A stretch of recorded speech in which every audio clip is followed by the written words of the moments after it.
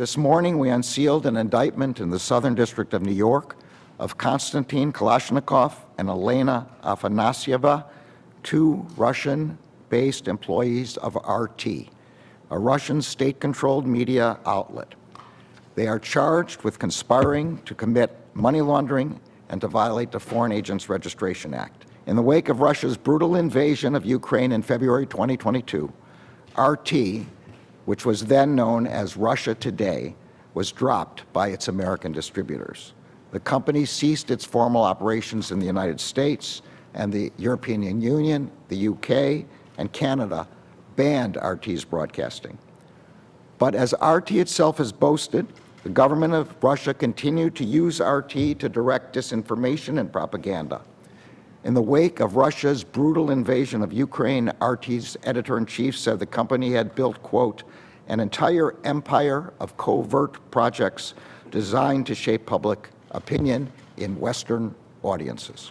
We allege that as part of that effort, RT and its employees, including the defendants, implemented a nearly $10 million scheme to fund and direct a Tennessee-based company to publish and disseminate content deemed favorable to the Russian government. To implement this scheme, the defendants directed the company to contract with U.S.-based social media influencers to share this content on their platforms. The subject matter and content of many of the videos published by the company were often consistent with Russia's interest in amplifying U.S.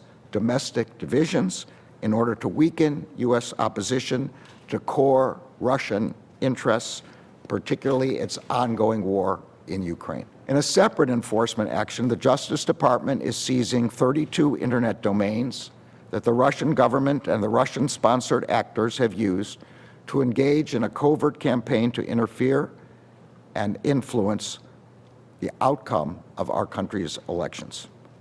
As alleged in our court filings, President Vladimir Putin's inner circle, including Sergei Kirillenko, directed Russian public relations companies to promote disinformation and state-sponsored narratives as part of a program to influence the 2024 U.S. presidential election.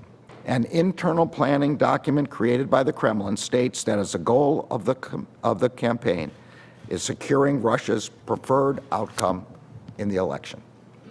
The online infrastructure used by the Russian public relations company, known as the Social Design Agency, or SDA, and related actors, included what are sometimes referred to as cyber-squatted domains.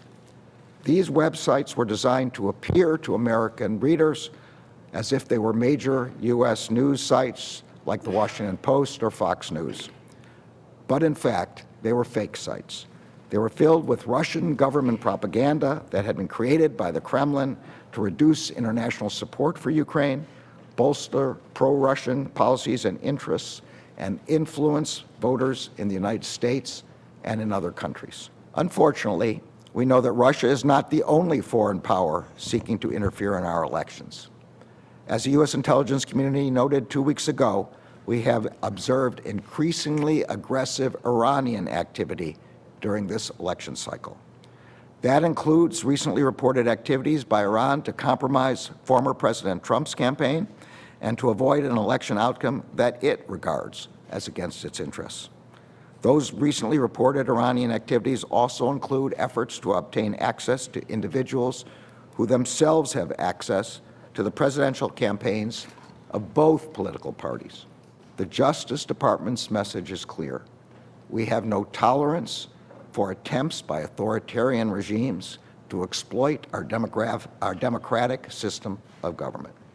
We will be relentlessly aggressive in countering and disrupting attempts by Russia and Iran, as well as China or any other foreign malign actor to interfere in our elections and undermine our democracy.